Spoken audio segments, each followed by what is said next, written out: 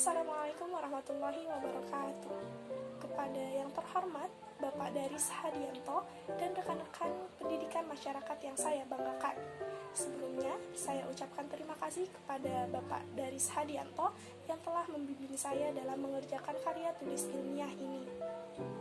Saya, Kholidah Sri Nurjannah dengan NIM 2100719 dari Program Studi Pendidikan Masyarakat Universitas Pendidikan Indonesia, izin untuk memaparkan hasil penelitian saya dari karya tulis ilmiah berjudul Peran Antropologi Linguistik dalam Mengoptimalkan Proses Pemberdayaan Masyarakat. Masyarakat memiliki karakteristik dan budaya yang beragam. Salah satunya adalah bahasa yang juga merupakan kunci utama dalam proses pemberdayaan masyarakat. Oleh karena itu, maka treatment dalam pemberdayaan masyarakat tidak dapat disamakan. Selain itu, pemahaman pemberdaya terhadap budaya dan bahasa yang digunakan oleh masyarakat dapat mempengaruhi terhadap penerimaan serta pemahaman masyarakat dalam proses pemberdayaannya. Indonesia merupakan negara multikultural yang dianugerahi oleh beragam budaya dan bahasa, sehingga terdapat ragam bahasa yang disebabkan oleh beberapa faktor. Di antaranya, faktor budaya yang menunjukkan perbedaan setiap kultur di berbagai wilayah Nusantara, faktor sejarah yang tidak terlepas dari adat istiadat dan juga bahasa nenek moyang, serta faktor perbedaan demografi yang membedakan antara dataran yang beragam pula. Perbedaan budaya berimplikasi pada perbedaan cara berinteraksi. Itulah yang disampaikan oleh Daniel Seville Truth. Sehingga pemberdayaan masyarakat sebagai salah satu bentuk interaksi dengan masyarakat memandang bahwa kearifan lokal yang diantaranya adalah budaya dan bahasa merupakan modal yang sangat besar. Secara konseptual, proses transformasi dan internalisasi pemberdayaan masyarakat yang berasaskan kearifan lokal akan berlangsung lebih cepat. Terdapat 3 rumusan masalah dalam penelitian ini, yaitu untuk mengetahui urgensi antropologi linguistik dalam proses pemberdayaan masyarakat, mengetahui peran antropologi linguistik dalam proses pemberdayaan masyarakat, dan mengetahui contoh implementasi antropologi linguistik dalam pemberdayaan masyarakat. Menurut Duranti, bahwasanya antropologi linguistik merupakan suatu ujaran dan bahasa dalam konteks antropologi. Antropologi linguistik ini merupakan studi mengenai bahasa sebagai sumber budaya dan juga menggali wicara sebagai tindakan dari budaya itu sendiri. Sementara pemberdayaan masyarakat disampaikan oleh Mubarak bahwasannya pemberdayaan masyarakat adalah upaya untuk memulihkan atau meningkatkan kemampuan suatu komunitas agar ia mampu bertindak sesuai dengan harkat dan martabat mereka dalam melaksanakan hak-haknya dan juga tanggung jawab atau kewajibannya sebagai anggota masyarakat. Metode yang digunakan dalam penelitian ini adalah in-depth interview atau wawancara yang mendalam. Dengan teknik penelitian yang digunakannya adalah cross-sectional. Sementara teknik penetapan subjek penelitian menggunakan purposive sampling. Adapun pengumpulan data dilakukan melalui wawancara kepada 2 narasumber yang setelahnya dilakukan pengolahan data, dan partisipan dalam penelitian ini adalah praktisi pemberdayaan masyarakat yang merupakan dosen dari Universitas Pendidikan Indonesia pada program studi pendidikan masyarakat. Wawancara dilakukan secara online melalui video conference pada aplikasi Zoom dan WhatsApp. Saya menyusun pedoman wawancara terlebih dahulu, kemudian menyampaikan pertanyaan-pertanyaan tersebut kepada narasumber, disertai beberapa pertanyaan lainnya. Setelah itu, saya mengolah data tersebut dan menyusunnya dalam bentuk tabel pada artikel ilmiah saya.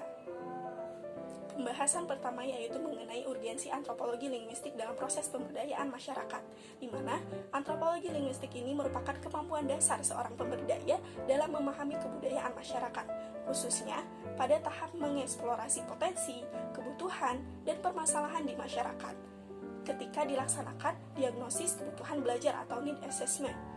Kemudian, antropologi linguistik juga dapat mempengaruhi penerimaan dan partisipasi masyarakat yang sangat tergantung kepada penyesuaian kebudayaan, juga pelaksanaan peraturan dan norma yang berlaku di masyarakat.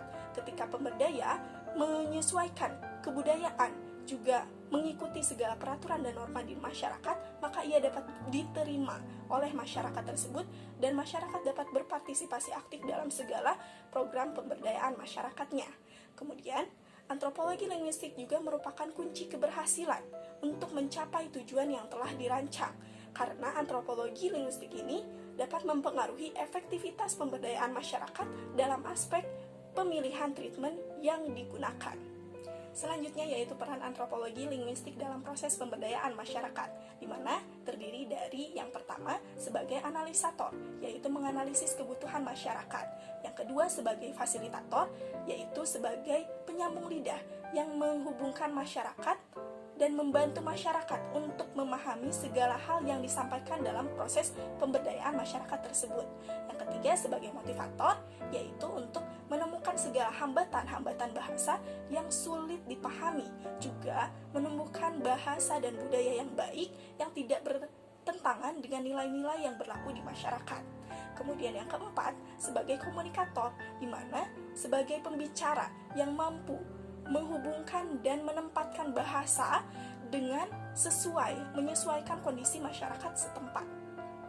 Selain itu, antropologi linguistik juga dapat berperan dalam mengoptimalkan pemahaman pemberdaya terhadap budaya, pola pikir, dan cara berinteraksi masyarakat secara komprehensif melalui berbagai pendekatan di dalamnya, yaitu pendekatan struktural dalam memahami makna budaya yang dijunjung tinggi oleh masyarakat setempat, kemudian pendekatan semiotik dalam memahami berbagai simbol budaya masyarakat baik secara verbal maupun nonverbal. Kemudian pendekatan etik-emik yang berprinsip bahwa budaya suatu etnik itu lebih dipahami oleh etnik itu sendiri.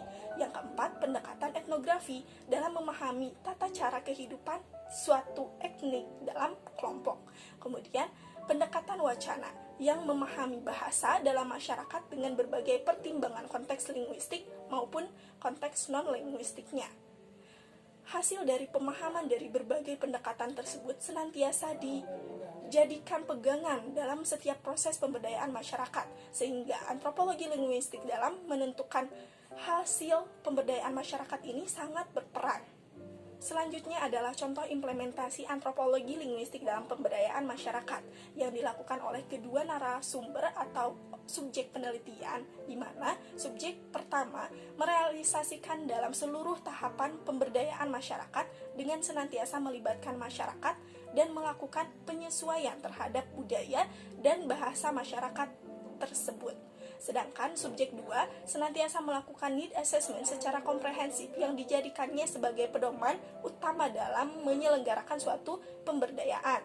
Selain itu, terdapat pemberdayaan masyarakat di Desa Cisewu dengan menggunakan bahasa yang sederhana, disesuaikan dengan tingkat pendidikan masyarakat setempat, dan menggunakan metode yang mudah dipahami, serta pemberdayaan masyarakat yang bersifat dan berbasis kearifan lokal pada etnik Bajo melalui perencanaan secara partisipatif dan kemitraan.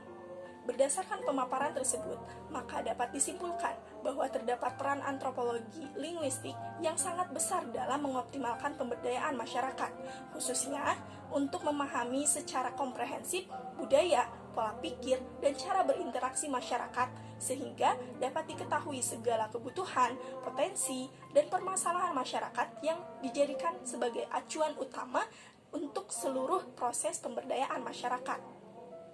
Sekian pemaparan yang dapat saya sampaikan mengenai peran antropologi linguistik dalam mengoptimalkan proses pemberdayaan masyarakat. Mohon maaf apabila terdapat kekurangan. Wassalamualaikum warahmatullahi wabarakatuh.